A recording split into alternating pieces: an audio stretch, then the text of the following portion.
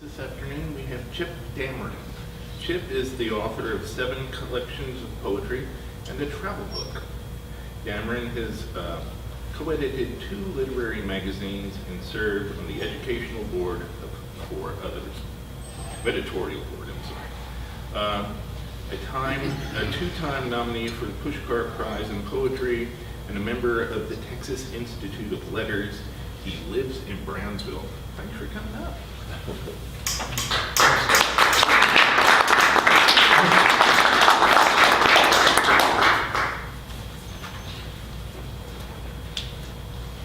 Well, thanks to all of you for coming today. Yeah, I do live in Brownsville. My wife Joan and I have lived there for 31 years, but before that we had lived in Austin for about a dozen years, and Austin still has a special place in our hearts, and so it's wonderful to be back here. I did have the opportunity to do a reading here in June, and had a lot of fun at that time, and since then I've got another collection that's come out which contains new and selected poems, and Larry and I decided that this would be a great venue for us to share the podium and read poems from our new and selected collections. Okay, I'll start with a short poem. I might just mention that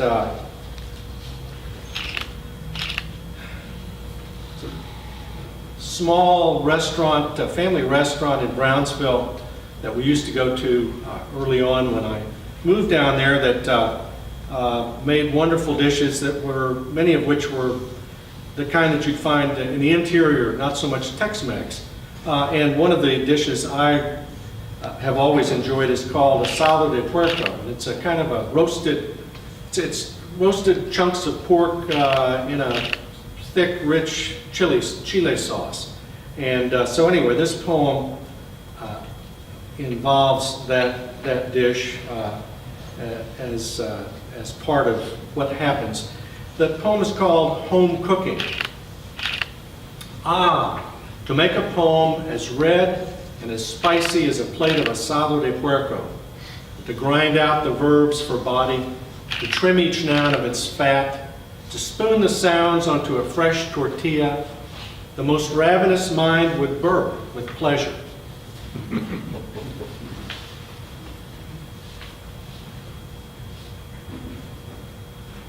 Well, now that we're in early March and things are beginning to bloom out, we're noticing some of the wildflowers along the highways we drove from the Houston area this morning.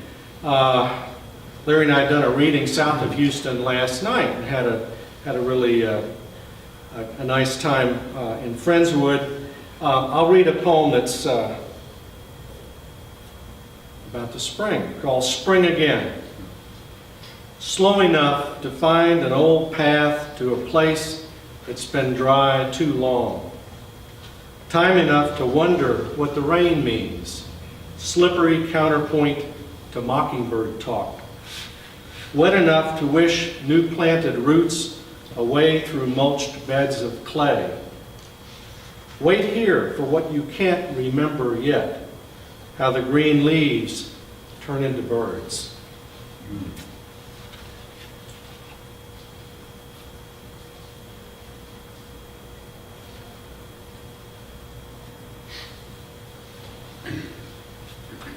One evening walking.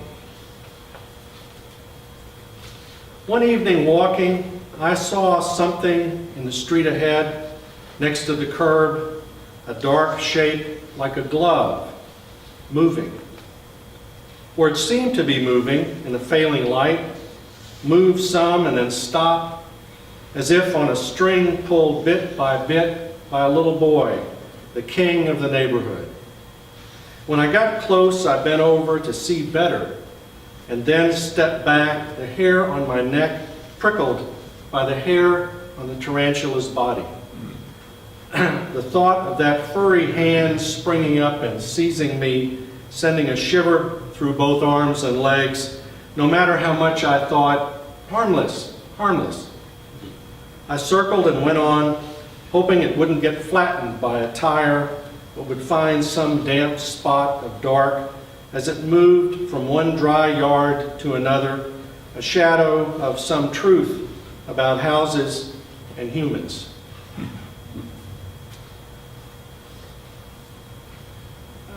Let's see. I'd like to read several poems from a sequence of 13 that I've written. These are fairly recent poems.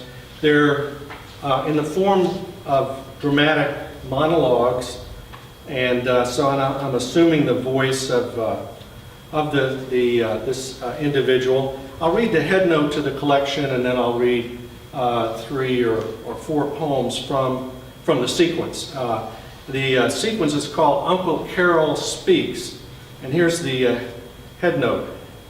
Uncle Carol was born on July 13th, 1919, and died 4 months later on November 15th, 1919. His twin, Charles, died 91 years later on March 13th, 2011. And this is, as it happens, my father is the Charles I'm referring to here, and his twin brother is my Uncle Carol, whom obviously I never met, having died at the age of 4 months. So the first poem, and again these are in his voice, is called On the Epidemic of 1918-1919.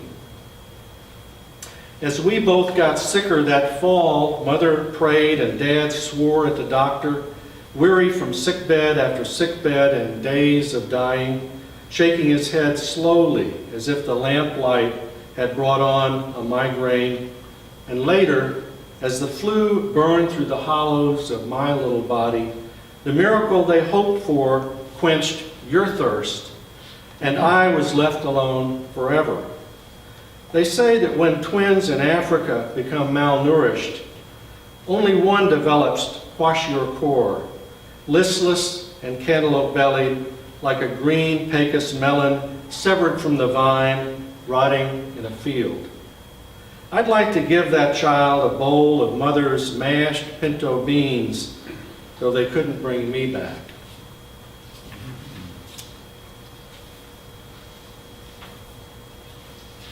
This one is called Night Talk.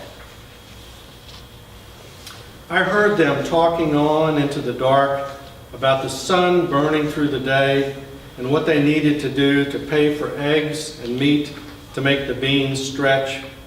3 mouths to feed and 2 more still nursing like hungry calves, farming cotton and tending to the sheep, young and strong and stuck in love, hoping that their luck would click into gear and grind them onward, hour after hour, day after day.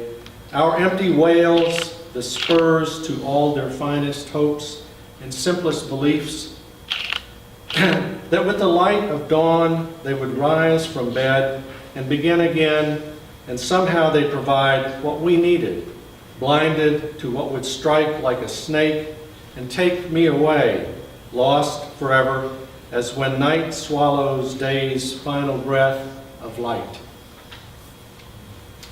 And the last from this sequence I'll read is called At the Sherwood Cemetery.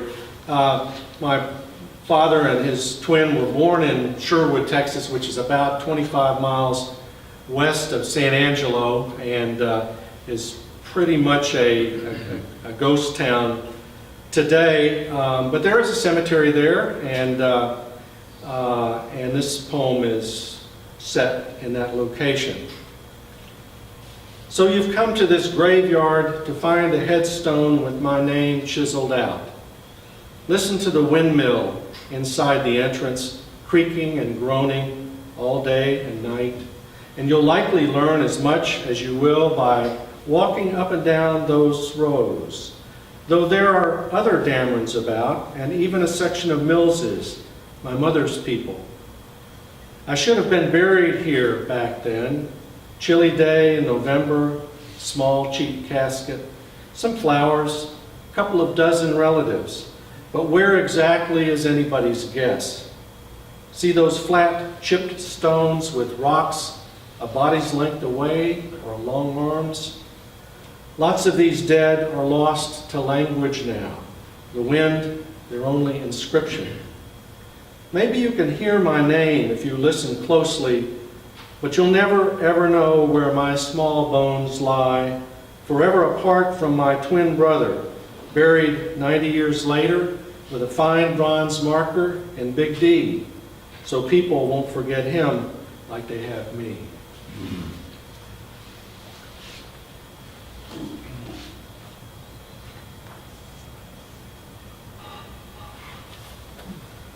Where's Kurt? Yeah.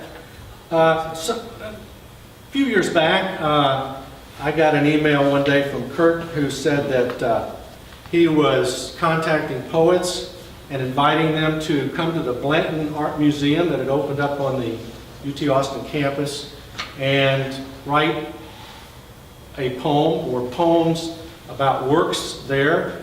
And I had an opportunity to come up a month or two later, and I went to the museum one afternoon. I know Larry did the same thing and participated in that project, and a number of poets did. And actually, if you visit the museum these days, many of those poems are actually displayed next to the pieces that they are written in reaction to. And so I went and spent an afternoon looking around, and I ended up locating a painting that was, to me, kind of mysterious and grabbed my attention, and so I ended up using that as the basis for my poem. The artist is an Iranian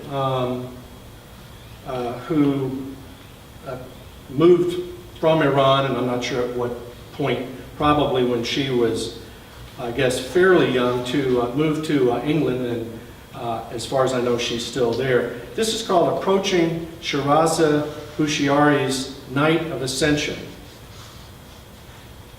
At a distance, you notice a large frame squaring a small white disc and its pale gray aura, tugging at your attention. And as you come nearer, a faint concentric web emerges, drawing you further into the canvas, pulling you toward its hold. And you think momentarily of its counterweight out in space, sucking everything in range into its infinite inkiness. But here all is calm, off-white, the web a gentle swirl of implication. And as a Westerner, you begin to wonder if, lurking just beyond one edge of the canvas, a huge, hairy-legged presence hopes you will stay longer and become stuck to the fine filigree that harbors the escape hatch just beyond your reach.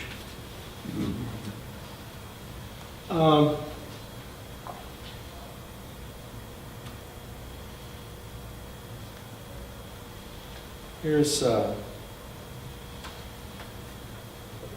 little poem about language. It's called Place of Alphabets. Who knows how we came to be awake in this place of alphabets, where the T's provide a bit of shade and the R's all rush downhill, searching for an S and the promise of plurality. Close your eyes and listen to the clock deep in your vowels, where tick and tock tell it all. The air is for stringing a song, the wind is for twisting it around the contours of our lives, where we sort through the endless cackle of consonants.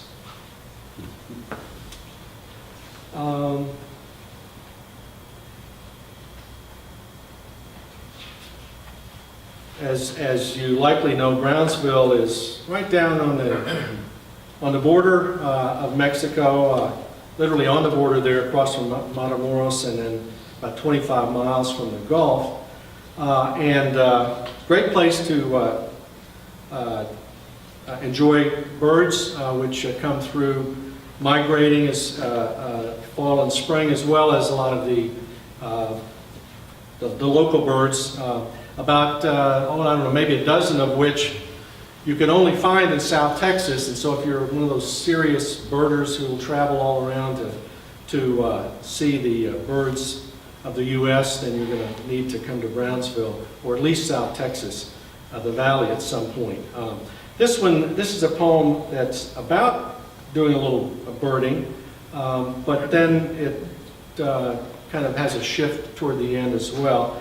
But the poem is about migration. It's called During Spring Migration. We found a good place to find birds. On this side of the road, an oxbow pond harbors heron, osprey, grebe. On that side, invisible calls pop out from a meadow of reeds. Around the bend, among the scrub and native trees, we count warblers, kingbirds, buntings, orioles, a cuckoo, new life birds for some.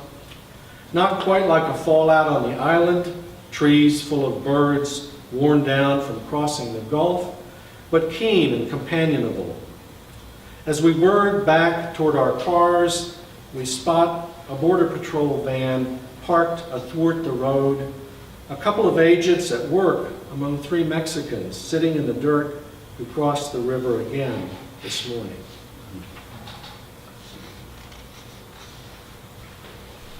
South Texas poem that is called South Texas Directive. This thirst at the throat can't be slaked by the dust and grit of the road you found yourself on. Look where the birds go, then close your eyes and listen to the scrub brush whisper, whisper. Follow the aroma of sound deeper than you'd think you'd ever dare, and there you may find a pool to gargle in, to go hip deep and sink until you bubble like a fish. A fat fish at rest at last, eyes adjusting to each side of the world, fins holding everything equilibrious, gills beginning to filter truth from fact.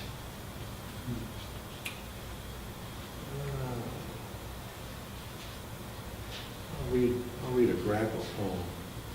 Got a lot of grapple poems. This one I'd read some time back. I was reading about one of our significant photographers from the first half of the 20th century, Edward Steichen. And what I had heard was that, or what I read was that when he became quite old and was not able to really leave his house much, he would still spend his time photographing the same tree outside of his window through the morning, evening, afternoon, and so forth. At any rate, so that image stuck in my mind. The poem is called Grackle Like Steichen's Tree. Maybe when I get old like Steichen, you'll be like his tree, there beyond the window in all kinds of weather, your beak like a dagger looking for a heart, your eye a piece of frozen sun, you or your stand-in or his stand-in, clacking and whirring and stalking a brown companion, shoulder-caped like some Dracula, indifferent to life inside my room. And I'll close with a poem that's actually not in this collection, but it's actually been on public radio recently around Texas, and if I can find it here. It's not one of my typical, it doesn't have the typical form of what I write, but it was, I ended up actually doing it when I gave students in one of my creative writing classes an assignment to write a poem that's a concrete poem or a shaped poem. And I decided to do the assignment too, and I ended up liking the poem well enough to hang on to it. And so I'll read the poem. It's called A State of Mind, and yes. So here it goes. Starting up in the Panhandle. Up here, you can see as far as the wind blows, as far as that pinto pony on the horizon, wild and quicker than any cowboy's lasso, and nights can be more lonely than the silence of a million stars. To the east, the earth darkens, trees take up residence, crops can make you rich if you get rain and luck and stay away from fast gals and smoky poker tables. Go on out west and you've got God's great sandbox, dry as dust unless you dig way down deep for the devil's own black blood, squirting like a severed vein, spraying the whole state with its promise of Cadillacs and swollen bank accounts. In the middle, you can hang out all night on 6th Street, argue politics, jog along Town Lake, eat more barbecue than is healthy, sit in stall traffic until dark. Down south, where every river winds to the Gulf, you can run cattle or fish the saltwater flats. And further on south, among the citrus orchards, tropical birds call out your name, and so you stay. Thank you.